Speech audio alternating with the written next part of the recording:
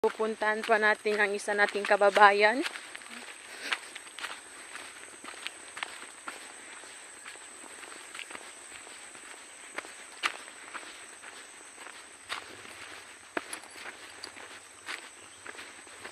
Pupuntahan namin yung kapatid namin Na namumulubi na. Looban ng kagubatan. Dadalhin ko namin siya ng pagkain.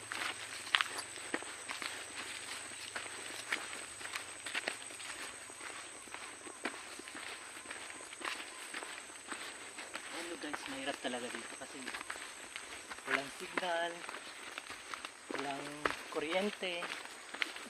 Pero okay naman. Yung anak buhay nila dito, magka-carbon-carbon lang.